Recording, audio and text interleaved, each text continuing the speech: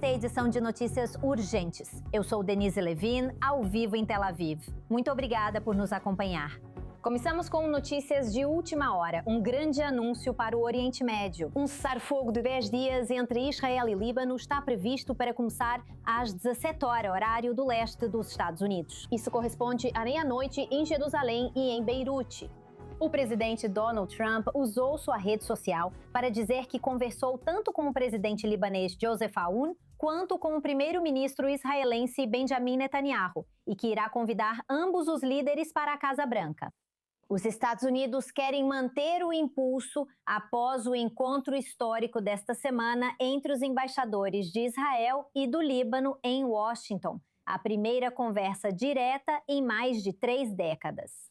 A pergunta que fica é: o Hezbollah vai aderir ao cessar-fogo? E será que a liderança libanesa é capaz de impedir que o grupo terrorista continue atacando civis no norte de Israel com foguetes e drones, como voltou a fazer hoje? Já há relatos de que muitos moradores das comunidades do norte de Israel estão furiosos com esse desdobramento, temendo que a ameaça do Hezbollah não seja erradicada. Para mais informações, vamos ao vivo com nossa correspondente sênior nos Estados Unidos, Mike Wagenheim, falando direto da Casa Branca em Washington. Um grande anúncio. Donald Trump disse nas redes sociais que esse cessar-fogo de 10 dias na frente norte entre Israel e Líbano foi tornado público. Mais especificamente, Mike, é o Hezbollah que vai ter que cessar o fogo. Quais são as últimas informações? O que está acontecendo aí atrás de você? Sim, embora não tenhamos nenhuma confirmação. Seria de se presumir que o presidente libanês, Joseph Aoun, não teria avançado com isso. Se não houvesse algum tipo de, eu não diria garantia, mas pelo menos comunicação com o Hezbollah de que eles não vão permitir que isso, pelo menos de forma proativa, desmorone. Aqui no início, por mais que o Hezbollah tenha sido um impedimento para a paz, eles também têm pedido um cessar-fogo. O Irã tem exigido um cessar-fogo. Só faria sentido aqui que o Hezbollah estivesse alinhado com a ideia de um cessar-fogo se eles pudessem conseguir que algumas coisas fossem implementadas. No entanto, é importante notar que algumas das coisas que eles estão pedindo, como a retirada israelense, aparentemente ainda não tiveram compromisso assumido. Além disso, a filosofia de tranquilidade em troca de tranquilidade ainda não foi adotada pelas forças de defesa de Israel, pelo menos até onde sabemos. Isso está se mostrando uma vitória para vários lados. Também é vitória para o primeiro-ministro Netanyahu, que recebe outro convite. Se o presidente libanês vier, é uma chance diplomática, como nos acordos de Abraão. Ele sai vitorioso ao garantir cessar-fogo e convite à Casa Branca. É uma vitória para o Hezbollah e para o Irã, porque eles também conseguem o cessar-fogo. E claro, é uma vitória para Donald Trump, porque ele consegue controlar a situação. Netanyahu certamente receberá críticas da direita, pois o gabinete aparentemente não foi informado antes, nem aprovou. Mas, mesmo assim, isso parece ser o que todos queriam, ou pelo menos o próximo passo que todos queriam neste momento. Mas, novamente, com o Hezbollah, nunca se sabe. Além disso, a assinatura deles em qualquer acordo não vale nem o papel em que foi posta. Faltam apenas algumas horas para o cessar-fogo entrar em vigor. Nós aguardamos, é claro, para ver como tudo vai se desenrolar. Mike, o presidente dos Estados Unidos, acrescentando essa conquista à lista crescente de guerras que ele diz ter conseguido parar. A propósito, que atualização você tem sobre as conversas entre as equipes dos Estados Unidos e Irã que recomeçam no Paquistão? Como estão as coisas nesse sentido? Espero que seja o fim da longa guerra entre Israel e Líbano. Vamos manter o contexto. É um cessar-fogo, mas espero que traga melhorias. Sobre o Irã, este cessar-fogo, apesar dos americanos afirmarem que as conversas com o Irã não têm relação nem ocorrem junto com as do Líbano. Sem dúvida, em nível lógico, um cessar-fogo com o Líbano abre portas para conversas com o Irã e cria um espaço para respirar. Essas duas coisas não podem ser totalmente separadas. Ainda assim, há um caminho diplomático com o Irã em desenvolvimento. Ainda não há data para novas conversas presenciais, mas as discussões seguem nos bastidores. Os temas prioritários continuam sendo enriquecimento nuclear e Estreito de Hormuz, além de outras questões secundárias. Ainda não houve avanços, mas as conversas continuam. E talvez, só talvez, o cessar-fogo entre Israel e Líbano permita um pouco de espaço para respirar e avançar um pouco mais nas questões relacionadas ao Irã. O correspondente sênior dos Estados Unidos, Mike Wagenheim, ao vivo da Casa Branca. Teremos mais informações do Mike nas próximas horas. Obrigada. E agora, para falar mais sobre essa notícia de última hora, é um prazer receber no estúdio o analista de assuntos internacionais Dan Perry, ex-editor da Europa e Oriente Médio da Associated Press e autor do boletim informativo Ask Questions Later. E nosso correspondente sênior no Oriente Médio, Ariel Ozaran. Senhores, muito obrigada a ambos. Então, um cessar-fogo de 10 dias entre Israel e Líbano começa em algumas horas, à meia-noite, horário local. Mais precisamente, é entre Israel e o Hezbollah. Explique a importância desse momento para a região, Ariel. Sim, isso é antes de tudo. Como o Mike descreveu, essa é uma vitória muito importante para a liderança libanesa, que está tentando equilibrar tensões opostas enquanto busca abrir uma via diplomática com Israel. O presidente Aoun enfatizou repetidamente que um cessar-fogo seria um pré-requisito para qualquer avanço rumo à normalização. Conversas, negociações de paz, Deus me livre, obviamente entre aspas, entre Israel e Líbano. E por isso é muito importante para ele mostrar ao público libanês que esse caminho que ele está seguindo com Israel não deixa de ter benefícios. Benefícios como o cessar-fogo. Agora, o que o Hezbollah está dizendo sobre isso? Eles foram informados pelo embaixador iraniano em Beirute, que tem estado confinado na embaixada nas últimas semanas, depois que ele foi chamado para deixar o país e simplesmente não obedeceu a isso. Então ele informou o Hezbollah com antecedência que esse anúncio seria feito e que o Hezbollah vai monitorar as ações de Israel no terreno. Mas temos que olhar para isso no contexto de que, primeiro, isso não é o fim completo da guerra, isso é um cessar-fogo. Minha avaliação é que isso vai ser um cessar-fogo mais parecido com o que estava em vigor durante os 15 meses até março, período em que Israel continuou a combater as tentativas renovadas do Hezbollah de se reagrupar no sul do Líbano. E o Hezbollah não atacou Israel. Obviamente, isso não vai incluir ataques em Beirute, que são considerados um nível mais alto em termos de imagem e pressão sobre o governo libanês. E também, semelhante ao que Mike descreveu, isso não pode ser visto de forma isolada dos esforços em andamento para alcançar algum tipo de acordo entre os Estados Unidos e o Irã. Isso não significa que exista uma ligação entre os dois cessar-fogos, mas isso é potencialmente o gesto dos americanos para os iranianos, para mostrar, ok, vocês queriam um cessar-fogo no Líbano? Ok, agora existe um.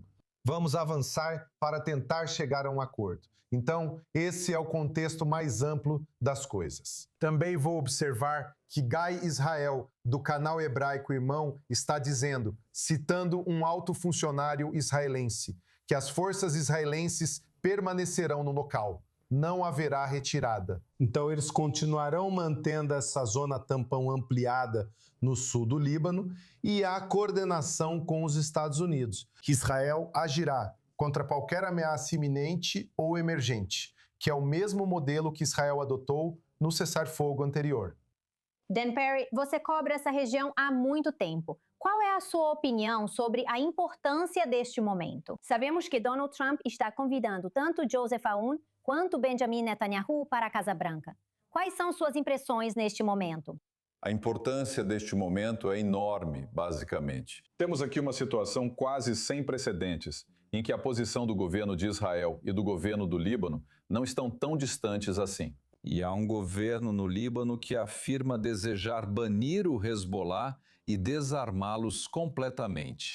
E mais do que insinuações de que aceitam uma acomodação diplomática e até mesmo a paz com Israel em certas circunstâncias. Isso é notável e não acontece no Líbano há, acho que, 45 anos desde o regime de Jamaio. E esse esforço, claro, fracassou.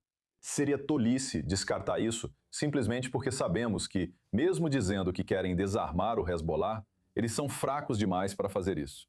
Eu entendo. Existe uma certa corrente de pensamento em Israel que é indiferente à diplomacia e quer apenas usar a força.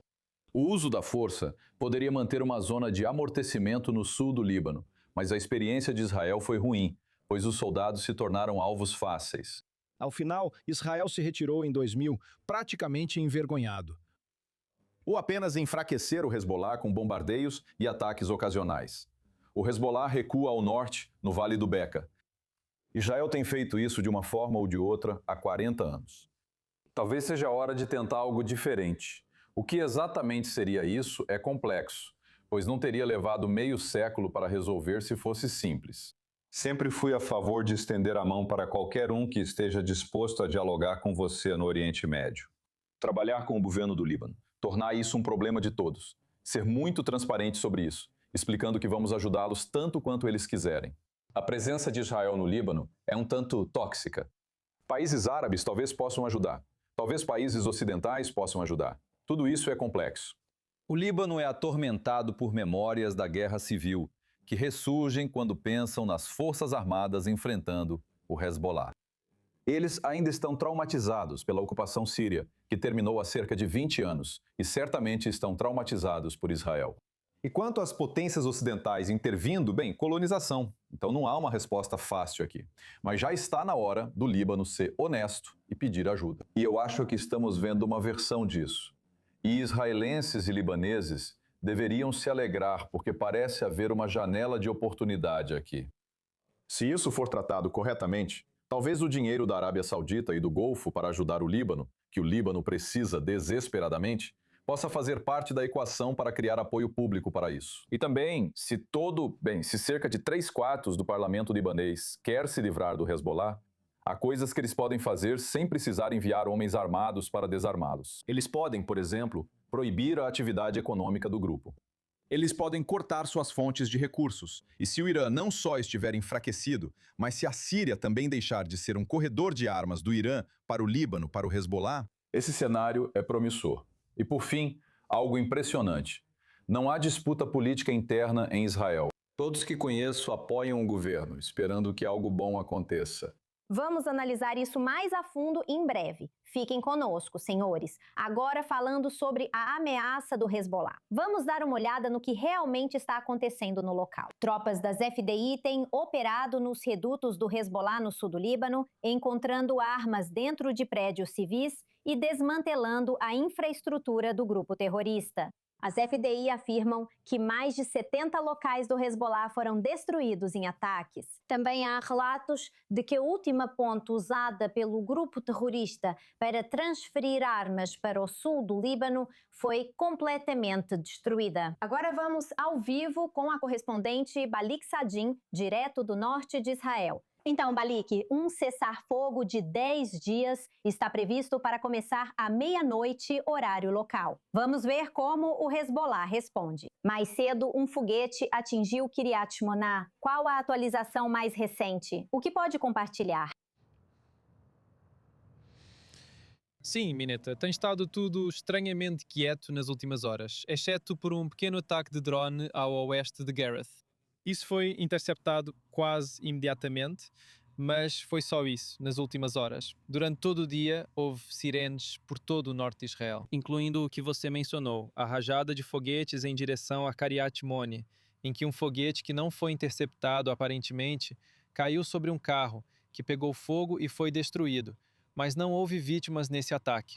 Também não houve vítimas no outro incidente até agora neste dia. Mas há uma avaliação, vamos chamar assim, do Comando Norte de que pode realmente haver um aumento nos ataques do Hezbollah à medida que nos aproximamos da meia-noite.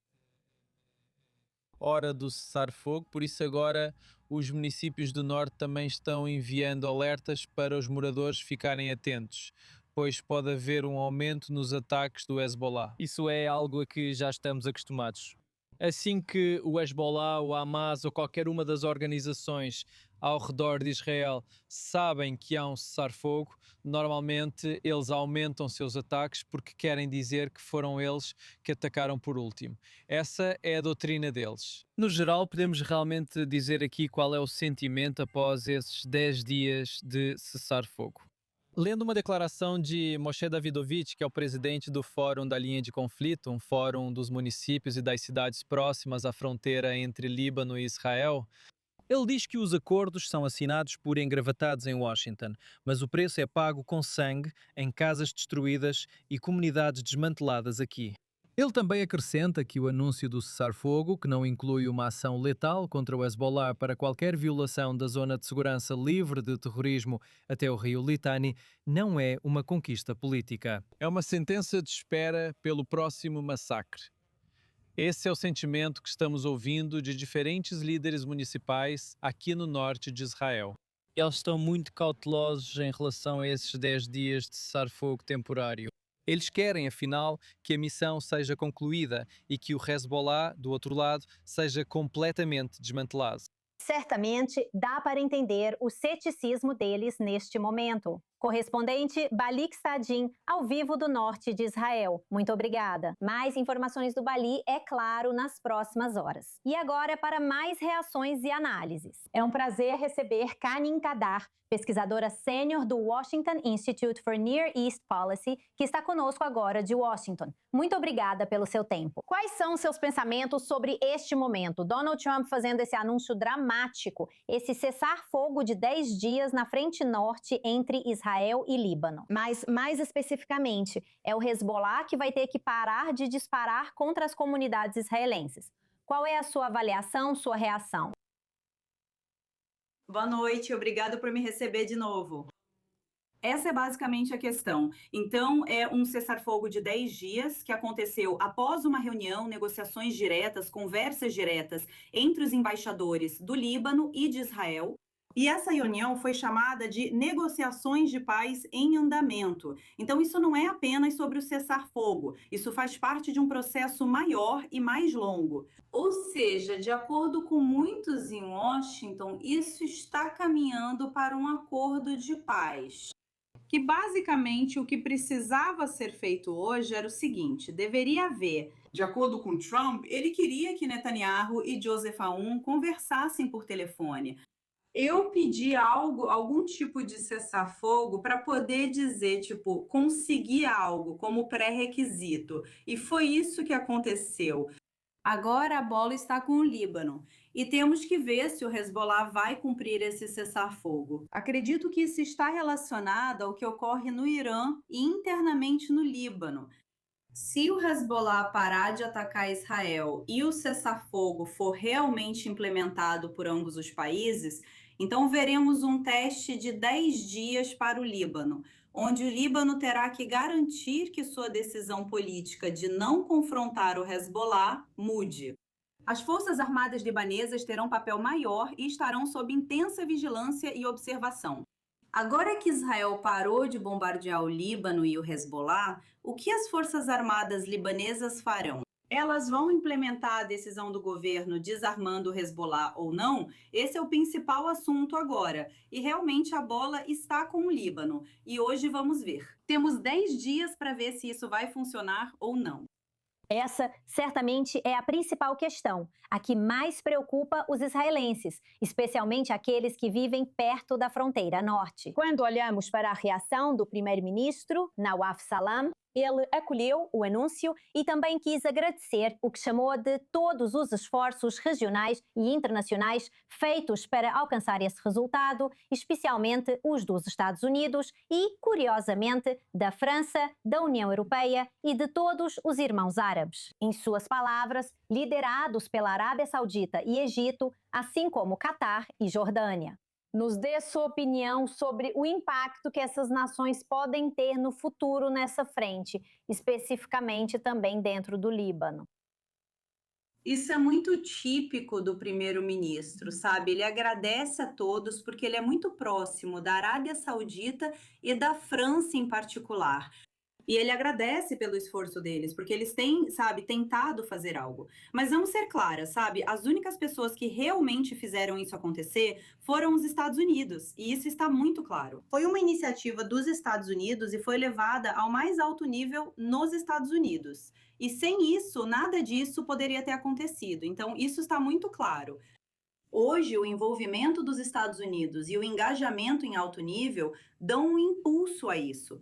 No sentido de que hoje, essas forças regionais terão que entender que as antigas forças regionais, mas principalmente estamos falando também sobre os estados europeus, e especificamente a França, que está muito envolvida no Líbano. Eles precisam entender que a mudança da política deles no Líbano precisa se tornar uma realidade. Sabe, como a antiga política, a política europeia e algumas políticas eram como: o Hezbollah não deve ser confrontado e não há possibilidade de desarmamento acontecer à força. Isso não vai funcionar mais. Se eles continuarem a impor essa política, esse cessar-fogo vai fracassar. Hoje, o papel desses países que ele representa precisa estar muito focado em dizer ao Líbano que o cessar-fogo está ligado ao desarmamento. Não há cessar-fogo sem desarmamento, quer dizer, um cessar-fogo mais duradouro. E sem cessar-fogo não há desarmamento. Sem desarmamento não há cessar-fogo. Essa é a principal mensagem que deve chegar ao Líbano hoje. E é isso que os libaneses precisam entender. Isso não é uma conquista. Agora, isso está sendo levado muito a sério pelo mais alto escalão dos Estados Unidos. E essa é uma oportunidade que todos os países precisam levar muito, muito a sério. E é assim que a política do Líbano e o papel das Forças Armadas libanesas precisam mudar. E os países da região que Salam mencionou têm um grande papel a desempenhar nesse sentido. Vai ser interessante ver como essas diferentes nações podem ajudar no futuro. Kanin Kadar, muito obrigada por se juntar a nós ao vivo de Washington. Agradeço o seu tempo, agradeço os seus insights. Obrigada. Obrigada por me receberem.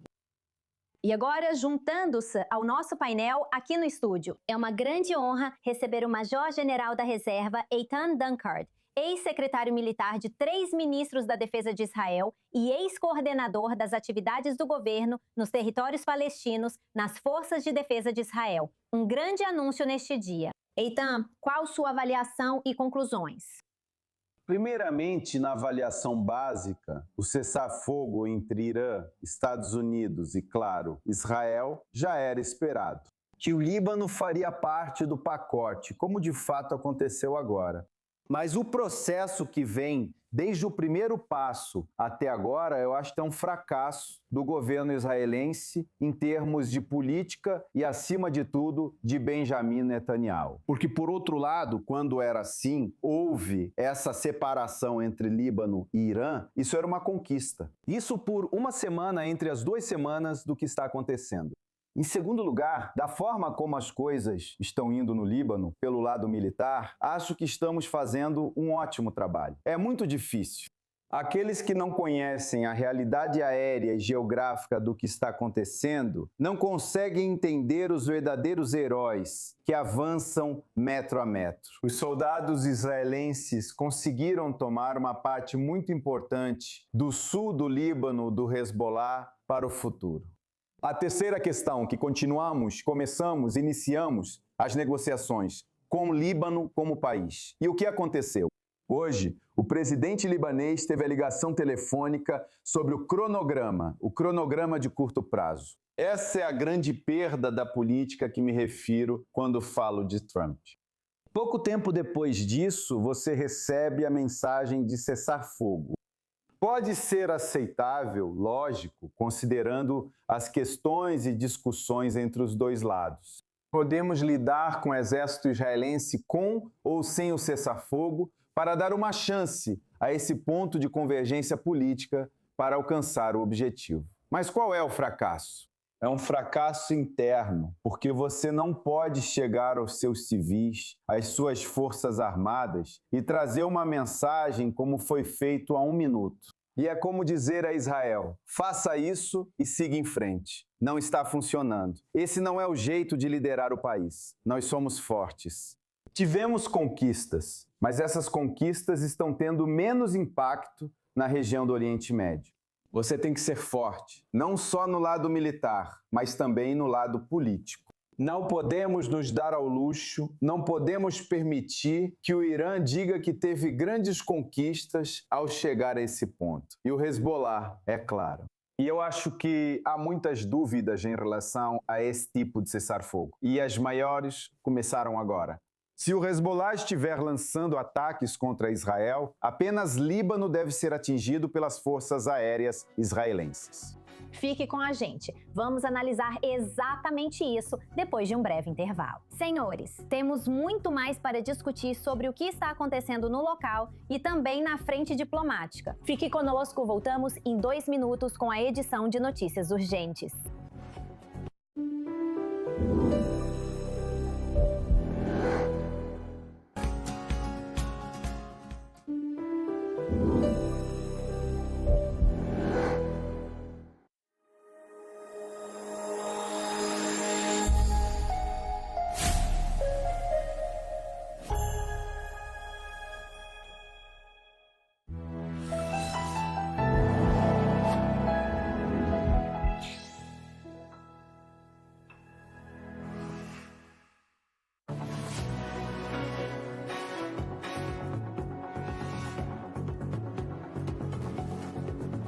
Bem-vindos de volta a esta edição de Notícias Urgentes. E que notícia urgente! É um grande anúncio para o Oriente Médio. Um cessar-fogo de 10 dias entre Israel e Líbano está previsto para começar às 17 horas, horário do leste. Isso é meia-noite em Jerusalém e em Beirute. O presidente Donald Trump afirmou em sua rede social que conversou com o presidente libanês Joseph Aoun e o primeiro-ministro israelense Benjamin Netanyahu. E ele vai convidar os dois líderes para a Casa Branca, com os Estados Unidos buscando manter o ímpeto. Após as reuniões históricas desta semana entre os embaixadores de Israel e do Líbano em Washington, os primeiros diálogos diretos em mais de 3 décadas. A pergunta continua em destaque: o Hezbollah vai aderir ao cessar-fogo? E será que a liderança libanesa é capaz de impedir que o grupo terrorista ataque civis no norte de Israel, como fez mais uma vez hoje? Já há relatos de que muitos moradores das comunidades do norte de Israel estão furiosos com esse desdobramento, temendo que a ameaça do Hezbollah não seja erradicada.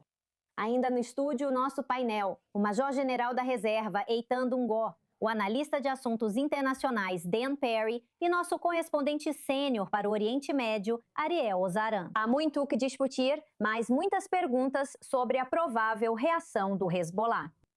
Ariel Ozaran, o que sabemos? O Hezbollah está dizendo que vai aderir ao cessar-fogo enquanto Israel também o fizer. E afirmou, não oficialmente, mas uma fonte não identificada do Hezbollah, a TV do Catar. Isso. A presença contínua de Israel no Líbano, que vai continuar mesmo sob este cessar-fogo, ou seja, isso dá ao Hezbollah a legitimidade para continuar com sua resistência. Agora, isso, se você me perguntar, você não perguntou, mas se você me perguntar, essa é a maneira do Hezbollah tentar salvar as aparências diante desse cessar-fogo em formação. Porque o que eles querem evitar é voltar ao modelo anterior de cessar-fogo, no qual Israel continua realizando ataques diários contra os esforços do Hezbollah para se rearmar, se reagrupar e redistribuir suas capacidades no sul do Líbano. Que é algo que eles precisam desesperadamente dessa trégua para conseguir, enquanto se abstêm de realizar ataques contra Israel. Eles não querem voltar a essa dinâmica.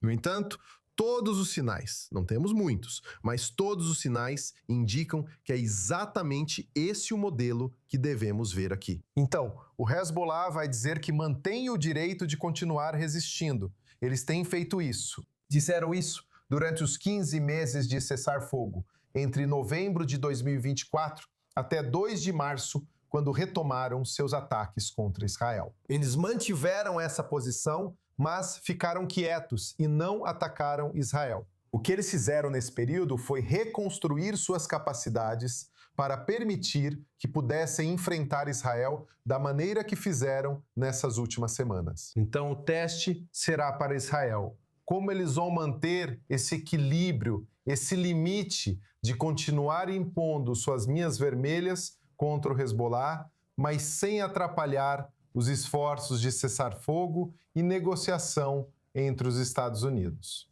e o Irã. E enquanto isso, temos moradores do norte de Israel que estão furiosos, dizendo que qualquer cessar-fogo sem o desarmamento total do Hezbollah é uma capitulação. E também temos os chefes de municípios e conselhos regionais no norte de Israel alertando sobre o aumento do potencial de lançamentos pelo Hezbollah nas horas que antecedem o cessar-fogo. E como sabemos, com o Hezbollah, a mesma coisa aconteceu com o Irã, Hamas. Eles também tentam ganhar algum tempo após o cessar-fogo para realizar ataques, esperando que a população israelense esteja menos atenta. E é por isso que é tão imperativo para os israelenses, especificamente no norte de Israel, mas também em áreas até o centro de Israel, onde sabemos que o Hezbollah, seus mísseis e foguetes podem alcançar essa região, que fiquem vigilantes, que sigam as orientações.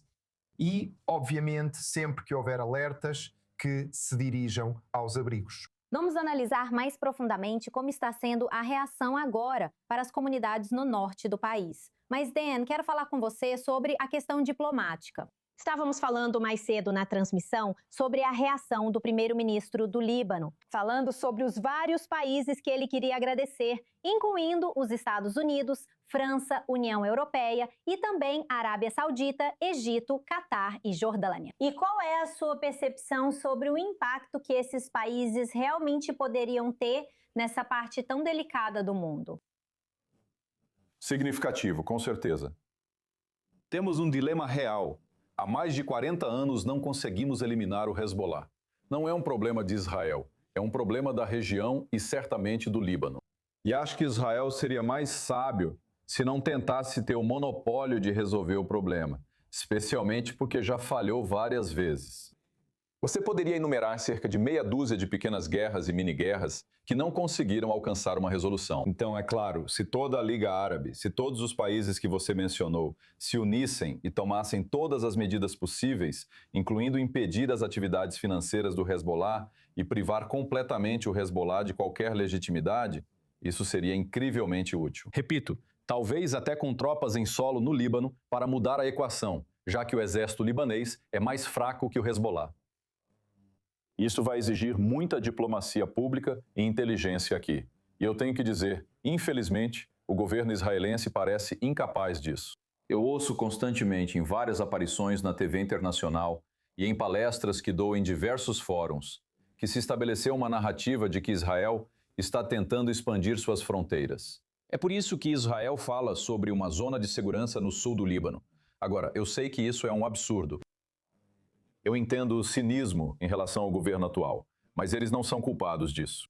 A ideia da zona de segurança no sul do Líbano é impedir que o Hezbollah se posicione a 100 metros das comunidades de Israel, como qualquer país gostaria de fazer. Mas por que, afinal de contas, o primeiro-ministro de Israel, que é tão articulado e eloquente, não se dispõe a dar uma coletiva de imprensa e convidar toda a imprensa mundial? E declarar que Israel não tem ambição territorial sobre o Líbano, que isso não é de forma alguma permanente, nós iríamos embora em 2 segundos se o Hezbollah desaparecesse. E fico feliz em ver que estamos alinhados com o governo do Líbano. Vamos todos juntos encontrar uma maneira de ajudar o Líbano a desarmar o Hezbollah, porque quem poderia defender a ideia de uma milícia jihadista operando como um Estado dentro de outro Estado no Líbano, no Egito, na França? A França iria querer algo assim? É absurdo. E é ótimo ver algum consenso internacional sobre acabar com isso. Talvez possamos elaborar um plano em comum.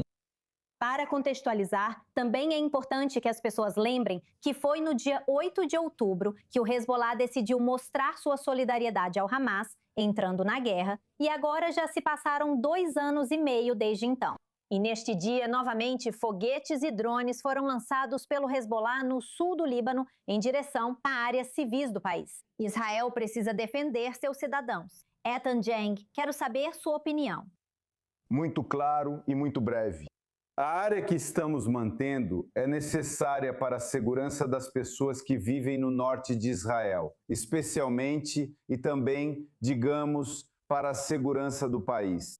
Acho que não precisamos explicar a ninguém por que isso é necessário enquanto estamos pagando todas as noites. As pessoas já não dormem há um mês, desde o início da guerra entre o Irã, os Estados Unidos e Israel, que o Hezbollah declarou que iria se juntar. E isso foi mais ou menos 8 meses depois do cessar-fogo que foi acordado com o Líbano e o Hezbollah. E nada foi feito lá em relação a isso. Então é algo que é necessário, geográfico, e precisamos manter isso até que 2 condições sejam cumpridas: paz ou acordo com o Líbano e, para ser mais claro, o desarmamento do Hezbollah. Isso é uma coisa. O Líbano não pode voltar atrás. E eu realmente digo a você que espero isso. Durante o cessar-fogo, Israel continua destruindo a infraestrutura, as casas em algumas aldeias que ficam muito próximas da fronteira. Porque 3 vezes nós nos retiramos dessa área e 3 vezes essas aldeias imediatamente. Tornou-se uma grande afronta do Hezbollah contra civis israelenses, que foram assassinados, mortos e feridos por eles. Então, temos que completar a missão lá. Se você me permitir 1 minuto para responder a sua pergunta sobre os países em relação à declaração do primeiro-ministro libanês, eu preciso fazer uma distinção entre esses países. Se ele, digamos, fez seus comentários ou recebeu apoio da França, na minha opinião, estou mais do que decepcionado. A França se tornou o símbolo da política anti-Israel na Europa e em todo esse tipo de guerra. Em segundo lugar, em relação ao Egito, o Egito está cumprindo uma tarefa muito importante nas negociações entre os Estados Unidos e o Irã. Eu não quero ver o Egito nessa área, porque o Egito precisa agir de forma centralizada em relação ao Hamas. O Catar é um inimigo. Vamos ser claros, se o Catar estiver envolvido, haverá problemas. Os únicos países que eu realmente vejo um pouco mais confiáveis são a Jordânia e a Arábia Saudita. Dan. Israel tem um problema enorme com a opinião pública ao redor do mundo. E você não vai resolver isso só balançando sua arma e bancando o durão. Você e Eitan disseram a mesma coisa. Você disse que precisamos desse território, mas eu diria que não temos plano permanente para isso. Suas condições vieram bem depois que as pessoas se lembraram do que você disse sobre o terrorista. Isso é muito importante. Israel precisa enfatizar que quaisquer planos que tenha no sul do Líbano são puramente por causa da ameaça representada pelo Hezbollah, que acreditamos que pode ser desmantelado. Acho que os dois lados entendem, de ambos os lados, enquanto explicamos juntos. Eu destacaria a importância de definir o objetivo final, o ponto final para essa área, que ficará claro. O sul do Líbano precisa deixar de ser a área de onde pessoas civis de Israel estão sendo assassinados. E fazer isso agora é apenas segurar a situação, porque senão, em 48 horas, vocês vão ver na janela das escolas israelenses dos kibbutzim, pessoas do Hezbollah. Minhas próprias responsabilidades são com meus civis, não para cumprir os desejos ou a declaração do presidente da França. Eu não tenho nenhum dever em relação ao Macron, que boicota e perturba Israel durante toda essa guerra. A ideia da diplomacia é essa. Estamos dizendo o mesmo, só muda o que se enfatiza. Você não liga para o presidente da França? Eu me importo, pois a União Europeia é o maior parceiro comercial de Israel. Ao analisar o apoio europeu a Israel, trata-se de uma emergência nacional. E por isso eu acho que Israel precisa ser diplomático e inteligente na forma como apresenta seu caso. Com certeza, o Hezbollah não pode se instalar na fronteira com Israel. Se o Hezbollah persistir, Israel tem justificativa para controlar a fronteira. A embaixadora de Israel nos Estados Unidos, Yeriel Leiter, após essa reunião histórica no início da semana no Departamento de Estado dos Estados Unidos, quando foi questionada pelo nosso colega Mike Wagenheim após a reunião, ela disse que a França não deve ter nada a ver com esse processo de negociação. Então isso levanta a questão se a mensagem está sendo transmitida exatamente como você está descrevendo agora, Dan, porque parece que Israel realmente sente que a França não tem um papel aqui. Dado o histórico, dado seu papel nos últimos meses e anos, tentando buscar algum tipo de solução, A França criou problemas com o acordo XPCO, vamos chamar assim. Foi uma maneira estúpida de dividir. Se você está escolhendo, estamos em um estágio agora. Depois do que estamos lutando nos últimos 3 anos, o que está acontecendo aqui? Temos que ser muito mais claros. Acho que demonstramos todo o respeito quando interrompemos o último cessar-fogo com o Líbano. Estendemos a mão ao Líbano e recebemos só palavras, sem ações concretas. Não podemos confiar nas forças unificadas onde o Hezbollah coopera.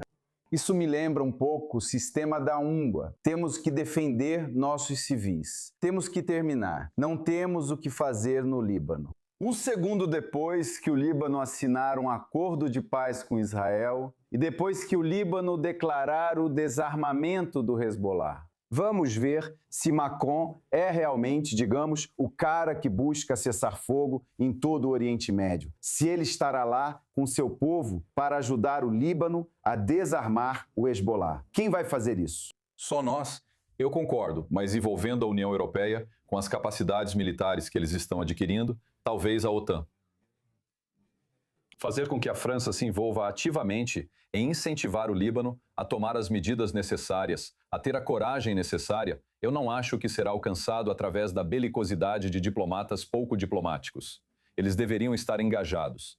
Basicamente, não se esqueça de uma coisa, na cerca, não muito longe de nós. Quanto à Turquia, se a Turquia vai se tornar o segundo Irã a interferir na parte nordeste de Israel, a partir da Síria, e eles também estão de olho no Líbano, então a questão é tão sensível e em um momento como esse você precisa estar disposto a negociar. Eu concordo. Segundo, continuar sendo forte e assim você será compreendido. 0 ou 1. Ariel Isran, o que você acha? Sim, obviamente, eu entendo as preocupações da Turquia se envolvendo lá, tentando pegar todos os restos da posição enfraquecida do Irã na região. Podemos ver isso com a Síria, mas especificamente em relação ao Líbano, vimos que, ao invés de uma influência muito pouco construtiva que países como a França e outros países europeus tiveram em relação ao Líbano, estamos vendo um esforço muito coordenado e, como você mencionou antes, dos países do Golfo, especificamente da Arábia Saudita. Eles têm sido muito ativos aqui nos bastidores. Porque o que o Líbano vem buscando há muitos meses, basicamente desde que o cessar-fogo ocorreu inicialmente em novembro de 2024, o Líbano vem buscando investimentos de países do Golfo para financiar a reconstrução do Líbano. Eles afirmaram que a Arábia Saudita, Emirados Árabes Unidos e outros países do Golfo não iniciarão a reconstrução até o Hezbollah ser desarmado. E o que estamos vendo aqui é uma espécie de esforço coordenado entre Washington e Riad, tentando incentivar o governo libanês a tomar essas medidas muito ousadas que trazem o risco de uma guerra civil no Líbano. Beirute precisa de garantias de que haverá alguém do seu lado. E eles têm a superpotência mais forte do mundo. Os Estados Unidos estão fornecendo esse apoio agora e também o país mais influente da região, a Arábia Saudita, está muito envolvida aqui. E é muito provável que, se virmos passos concretos por parte do governo libanês, pelo menos parte desses fundos tão necessários começará a chegar ao Líbano. E isso também vai ajudar a liderança libanesa a enfrentar essa pressão. Ao Hezbollah dizer que, quando o Hezbollah estava no comando, tudo o que trouxe para o Líbano foi morte e destruição. E quando tentamos esse caminho oposto aqui, vemos essa coalizão internacional tentando ajudar a colocar o Líbano de volta em pé. E isso é muito importante. Em relação ao envolvimento da Arábia Saudita, a participação saudita no Líbano está só começando. Com relação a essa nova liderança revigorada, tentando recuperar sua soberania e o poder de decidir sobre questões de guerra e paz pela primeira vez em décadas. Quero voltar ao que você está dizendo, Ariel, para falar sobre o outro cessar-fogo que está em destaque em toda a região. E esse é o fato de que, no Paquistão, as conversas devem ser retomadas entre as equipes americanas e iranianas. E isso meio que se tornou uma questão secundária agora, considerando o que aconteceu nas últimas horas na Frente Norte. Mas a Reuters tem noticiado que as partes estão reduzindo suas ambições.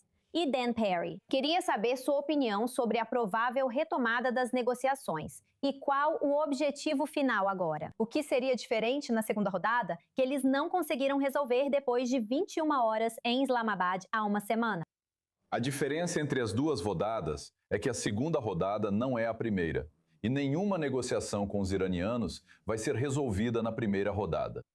Na primeira rodada, os americanos apresentaram termos que Israel adoraria e que, bom, qualquer pessoa razoável que não seja fã do regime adoraria. Mas são termos de rendição para o regime. E isso incluía não só a questão nuclear, mas também o fim do apoio a milícias como o Hezbollah. Reduzir isso vai aumentar as chances de que o que restou do regime possa tolerar isso. E não está claro o quê.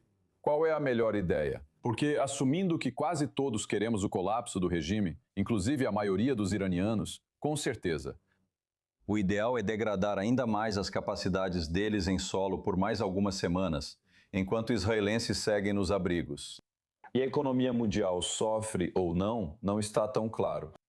Mas eu suspeito que se o Irã recuar dessa besteira de transformar o Estreito de Hormuz em um pedágio dos ayatolás, e se o Irã concordar em dizer as palavras, nós não vamos enriquecer acima de 3,5%, talvez eles sejam autorizados a enriquecer. Em nível civil, a maioria dos signatários do TNP pode enriquecer, dá para perceber. Então a questão passa a ser, os Estados Unidos vão concordar em desbloquear ativos e descongelar bens e acabar com as sanções, o que daria mais vida ao regime? Isso seria terrível, então não há boas opções aqui. Eu tinha esperança de que, dada a decapitação espetacular da primeira semana ou algo assim, que o Artesh, o Exército e a Guarda Revolucionária haveria divisões. Você veria uma tentativa de golpe no Irã. Na verdade, temo que a Guarda Revolucionária deu um golpe e agora não é mais uma teocracia como antes. Isso pode ser bom, pois talvez não se importem mais tanto em exportar a jihad. Virou um estado mafioso e criminoso, com a máfia controlando cerca de 1/3 da economia. O que sobrou disso? Isso pode se tornar um problema para o povo iraniano. Consigo imaginar, no fim, uma guerra civil muito sangrenta lá. Isso é da conta dos americanos neste momento? Lembre-se de que há um ano todos os israelenses estavam muito felizes por terem cortado a grama, por terem degradado o Irã tão severamente de todas as formas possíveis, por 12 dias. Agora, a degradação foi muito maior, mas os israelenses não estão mais felizes, porque fizeram eles acreditarem que o regime poderia cair. O que esses maníacos poderiam ser persuadidos a serem menos maníacos. E essas duas coisas são muito, muito difíceis. Ou muitos israelenses podem sentir que cortar a grama pode ter que acontecer de novo nos próximos meses ou anos. Qual a sua opinião, Ethan? Quanto mais trabalho essa operação conjunta entre a USRA precisaria realizar, para realmente terminar o trabalho, e quando digo terminar o trabalho, incluo garantir que o Irã, por meio de seus grupos aliados, Hezbollah, Hamas e os Houthis, não possa atacar civis. Talvez eu te surpreenda, na minha opinião. O momento em que você consegue os 230 ou 240 quilos de urânio a 60% é o ponto em que você realmente pode parar essa guerra e dar continuidade a um processo de cessar-fogo, entre outros. Porque os problemas que pesam sobre os ombros desses terroristas do regime iraniano são tão grandes e profundos. Eles precisam de bilhões de dólares para alimentar seu país, para reconstruir sua infraestrutura.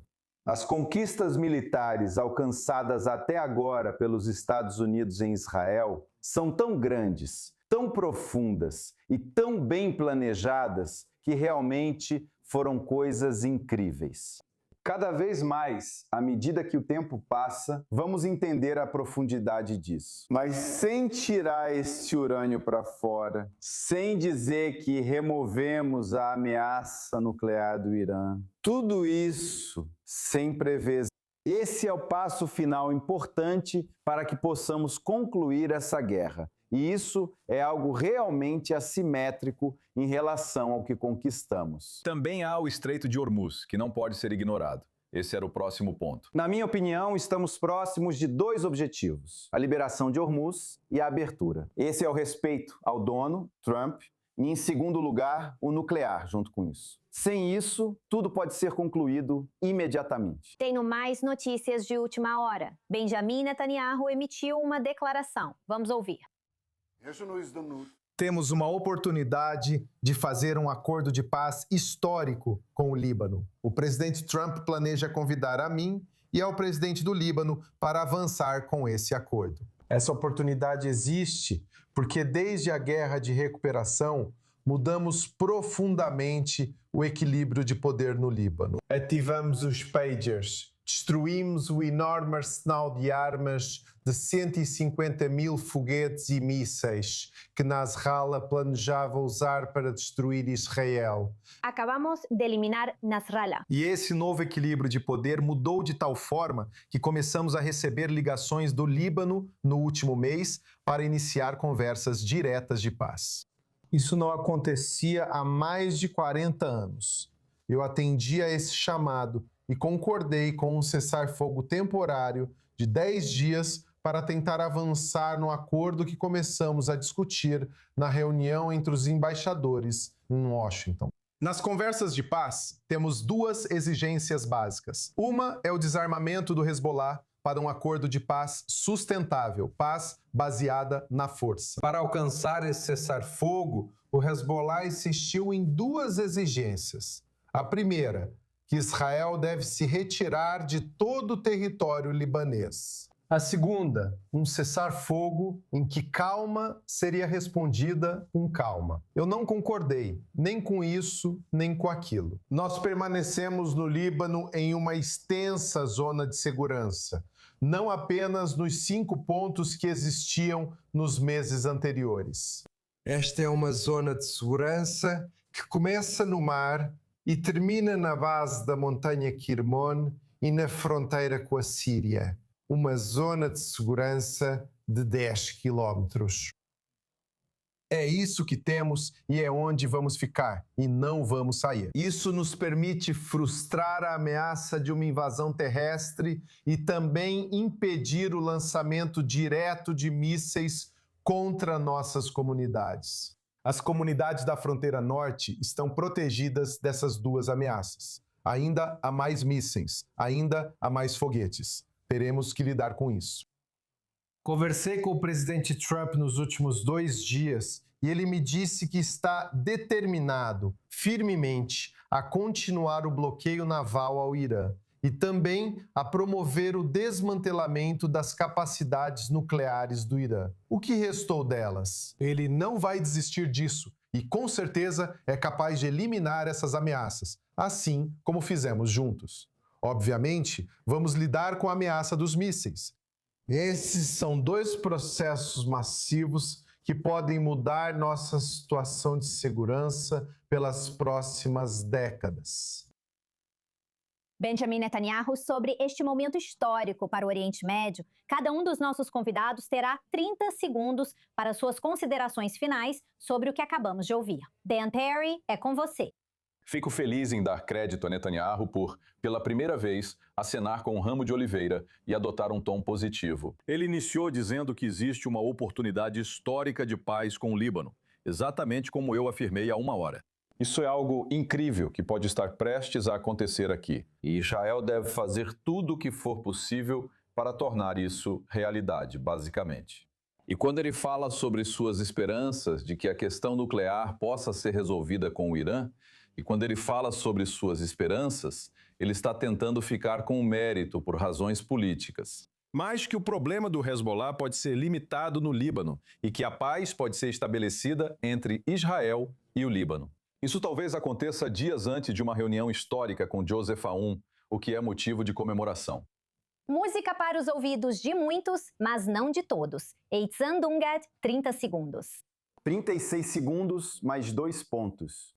Primeiramente, acho que Benjamin Netanyahu poderia ter feito esse discurso 2 dias atrás, até mesmo agora. E então, 1 hora depois, ele pode declarar o cessar-fogo com o Líbano. Esse não é o modo como um país fica sabendo de um acordo de cessar-fogo desse tipo, sem entender como as coisas estão acontecendo. Isso não soa bem aos olhos dos civis israelenses. Em segundo lugar, Benjamin Netanyahu não disse uma palavra sobre o Hezbollah. E esse é um grande vazamento. E isso deveria ser uma condição para todo o seu discurso. Ele nos deu uma palestra ou uma lição sobre o que já sabemos, a partir de muitos medos sobre manter esse tipo de território. Não é a primeira vez. Falou sobre um momento histórico, eu concordei. Ele falou sobre parar o lançamento de foguetes em direção a Israel, mas não disse nada sobre o Zan Hezbollah. E isso é algo problemático. 30 segundos, Ariel Ossaran. Sim. Vou dizer em 10. Basicamente, o que o primeiro-ministro Netanyahu descreveu é o mesmo modelo de cessar-fogo de antes. As forças israelenses permanecem no Líbano e não existe a lógica de que, se houver calmaria, haverá calmaria em resposta. Ou seja, Israel mantém a opção de continuar a atacar o Hezbollah no Líbano. Respondendo ao Eitan, ele não disse isso mesmo. É estranho, mas não há como haver tratado de paz com o Líbano sem o desarmamento do Hezbollah. Então esse é o pré-requisito absoluto para tudo. E isso é algo com o qual eu acho que todos os israelenses certamente concordariam. Dan Perry, Ariel Ossaran e Major-General da Reserva. Eitan Duncan, agradeço muito por você estar aqui neste momento magnífico para a região. Talvez, vamos esperar para ver, porque o prazo está se aproximando. Por enquanto, é isso. Lembrete dos nossos horários especiais de transmissão com as últimas atualizações. Veja os horários das transmissões ao vivo na tela. Sou Denise Levine, em Tel Aviv. Obrigada por assistir. Fique ligado. Esta é a I24 News em inglês.